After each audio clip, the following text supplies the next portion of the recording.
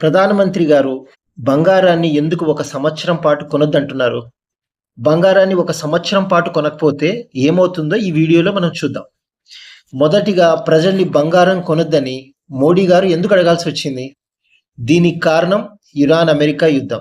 ఈ యుద్ధం వల్ల పెట్రోల్, డీజిల్ ధరలు పెరిగిపోయాయి. దీంతో మనం ఎక్కువ డాలర్లు చెల్లించి క్రూడ్ ఆయిల్‌ను విదేశాల నుంచి ఇంపోర్ట్ చేసుకోవాల్సి వస్తుంది. ఇలా ఇంపోర్ట్ చేసుకోవడం వల్ల రూపాయి విలువ బాగా పడిపోతుంది. కానీ మనము పెట్రోల్, డీజిల్‌ని వాడకుండా ఉండలేం. బంగారాన్నయితే వాడకుండా ఉండగలం. అందుకే మోడీ గారు బంగారాన్ని కొనడం ఆపేయాలని మనం రిక్వెస్ట్ చేశాడు. ఇప్పుడు బంగారానికి, డాలర్‌కి, రూపాయి విలువకు సంబంధం ఏంటో చూద్దాం. పోయిన ఆర్థిక సంవత్సరంలో అంటే ఏప్రిల్ 2025 నుంచి మార్చ్ 2026 వరకు అంటే ఒక సంవత్సరం పాటు మన దేశ ప్రజలు $72 బిలియన్ విలువలు చేసే బంగారాన్ని కొన్నారు.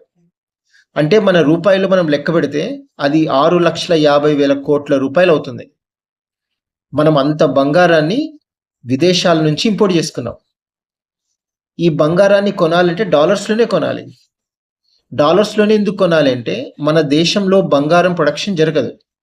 అంతా బయట దేశాల నుండే తెచ్చుకోవాలి. బయట దేశాల వాళ్ళు రూపాయలను తీసుకోరు. కాబట్టి మనము డాలర్స్లోనే బంగారాన్ని కొనాల్సి ఉంటుంది. మన రూపాయల్ని డాలర్స్లోకి మార్చి బంగారాన్ని మన దేశంలోకి ఇంపోర్ట్ చేసుకోవాలి. అంటే ఎంత బంగారం కొంటే అన్ని డాలర్స్ కావాల్సి ఉంటుంది. ఎన్ని డాలర్స్ బయటకు వెళ్తే రూపాయి విలువ అంత పడిపోతూ ఉంటుంది. రూపాయి విలువ పడిపోవడం వల్ల మనకు జరిగే నష్టం ఏంటో ఇప్పుడు చూద్దాం. రూపాయి విలువ పడిపోతే మన దగ్గర అన్ని రకాల ధరలు పెరిగిపోతాయి. అంటే గ్యాసు, పెట్రోలు, డీజిల్ దగ్గర నుండి టిఫిన్ సెంటర్లో ఇడ్లీ, టీ మరియు కూరగాయల వరకు అన్ని ధరలు పెరిగిపోయి సామాన్యుల జీవితాలు నాశనం అవుతాయి.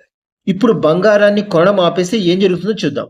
మనం బంగారాన్ని పూర్తిగా కానీ లేదా సగం కానీ కొనడం ఆపేస్తే రూపాయి పైన సగం భారం తగ్గుతుంది.